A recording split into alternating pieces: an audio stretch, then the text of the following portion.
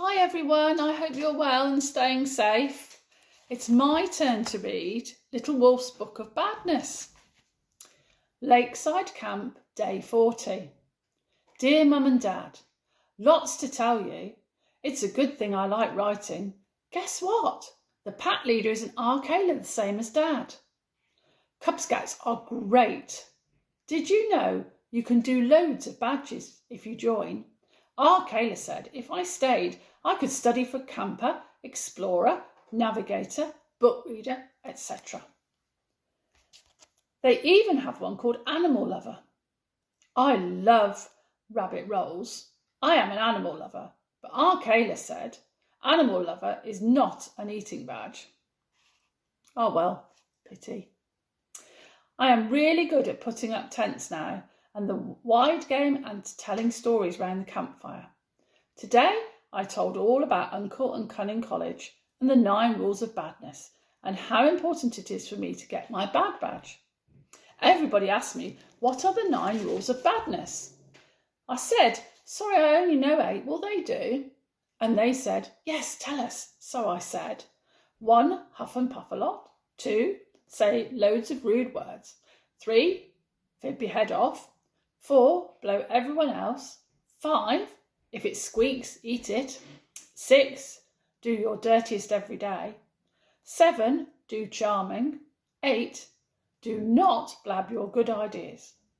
Dave said, that is interesting because the Cub Scout rules are just the opposite. They are, do your best, think of others and do good turns. I said, haha, good joke, Dave. Then Arcala said, so, Sonny Jim, what is it that big bad fellow who tried to blow our tents down taught you all those nasty rules? So I said, yes, it was Uncle Big Bad. So Arcala said, well, I am sorry, Sonny Jim, but I think your uncle should not be a teacher. He should be locked away. He's a cruel and savage brute. I said, gosh, thanks a lot. Uncle would be so happy to hear you say those kind words. Yours, newsily, L. Day 41, near Lakeside Camp. Dear Mum and Dad, today is my best day so far since I started having adventures. Guess what? I have made history. This is what happened. I was feeling a bit sad and sorry because today was my last day with the Cub Scouts. I was in my tent packing my rucksack in the Cub Scout way, without pointy things sticking in your back. Then Sanjay came and said I was wanted. The Cub Scouts all made a ring and I stood in the middle. Then Arcala said, just before you go, Sonny Jim, we want you to take 1 or 2 things to remember us by. He said, you have made the last few days very special for Lakeside Camp because you are the first real wolf we have met. We are proud to be part of your great adventure and thus and therefore we would like to make a presentation. So here is your special Cub Scout Adventure Award with certificate and badge. Can you believe it?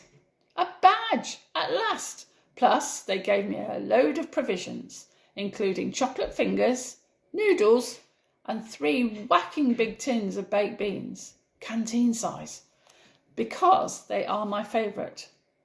Aroo! From the Adventurer. Day 42. Threatening Forest. Scariest part. Dear Mum and Dad, I am deep in the forest where it is so dark and dismal you would not believe. Even the bats wear glasses. Only kidding. But I am not scared a bit. Have made this excellent shelter out of sticks and leaves. A bivouac if you want to know the proper Cub Scout word for them. Also, I have got a fire going with 1 match. Stones all around to keep it from spreading. Very important. I am so warm and cosy. It is brilliant. And guess what I have cooked? Alphabetti spaghetti. It comes in tins. I will bring you some and show you how to open them. There you are. I have done smelly in spaghetti and stuck it on the page for you. Good, hey? I am just waiting till midnight so I can creep back to Cunning College and surprise Uncle because I have passed my big test. I am still alive after 1 week and I have got some stuff for him to eat. Yours, camped craftily, Little. Day 43. Cunning College for Brute Beasts. Dear Mum and Dad, big shock. Arrived back at Cunning College and found Uncle all tied up with rope and skinnier than ever. Cunning College was a mess. Desk tipped over, furniture upset, rubbish all over. He said, "Grrr, untie me, swiftly, swiftly, where have you been?" I said, "Having an adventure. Where is Mr. Twister?" He said, "He attacked me, he tied me up, he was trying to find my money bags, and now he has wrecked my school." I said, "What money bags, Uncle? I thought you were poor." He said, "Grrr, silence, clean up this place and get me something to eat. I must lie down on the couch." I said, "Okay, I will tidy up and I will give you something to eat. So now I have passed the big test, will you give me a badge after all?" Uncle said, "What a magnificent little pupil you are. Of course you shall have a badge, but food first, badge afterwards. So exciting. Must stop now because lots of work to be done. Yours with a big awoo, Little." Day 44. Cunning College for Brute Beasts. Dear Mum and Dad, what a big cheater Uncle is. Now I am all down and dumpy again. I cleaned up the whole college, picked up, swept up, scrubbed up, mopped up, and put away. Then Uncle just gobbled up all my chocolate fingers and he wolfed down my noodles. He is such a greedy guts. He did not bother to cook them or take them out of their plastic. Then he had a long snooze on the couch. When he woke up this morning, he said he was starving hungry again. He bashed me with the board rubber and made me cook him breakfast. I said, "But I have passed my test. I lived in the forest by myself and I stayed alive. Plus, I gave you something big for tea yesterday. So give me my badge and let me go." He said, "Oh, certainly, cross my heart straight after breakfast. You can trust me." I am down and dumpy because now I will have to cook him some of my special baked beans, and I was saving them, one for me, one for you, and one for Yella. More later on. 3 boos for Uncle. Little. Boo, boo, boo. Day 44, Part 2, After Breakfast. Cunning College for Brute Beasts. Dear Mum and Dad, this is a bit sad, but no presents for anybody. Sorry. After I lit the fire, I put on the great big pot and filled it right up to the brim with my canteen-sized tin of baked beans. When the beans were nice and hot, Uncle went extra dribbly and he said, "Get a big spoon. Feed me, swiftly, swiftly." I said, "Careful, Uncle. Baked beans are gorgeous, but don't eat too fast.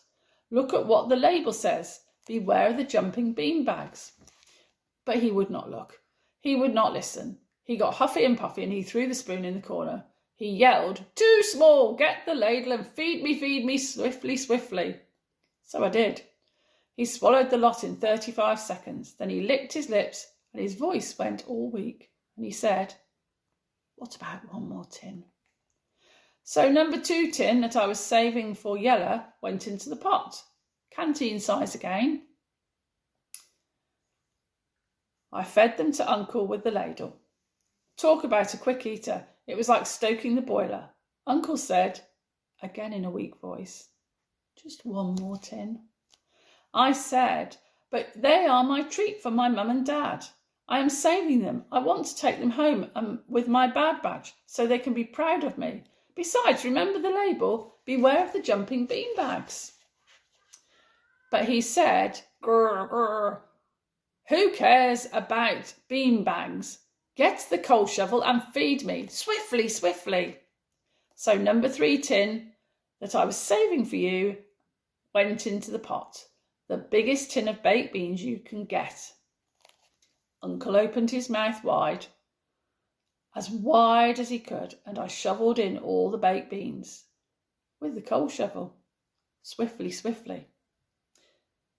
Then he smacked his horrible lips and he rolled his horrible eyes and he said, "Not enough. I must have more. Dash back to the lakeside camp and get lashings more baked beans. Swiftly, swiftly. I said, but uncle, my bad badge. You promised. He said, ha ha, it is time I told you rule number 9. And rule number 9 is, never trust a big bad wolf. I wish I had thought of that before.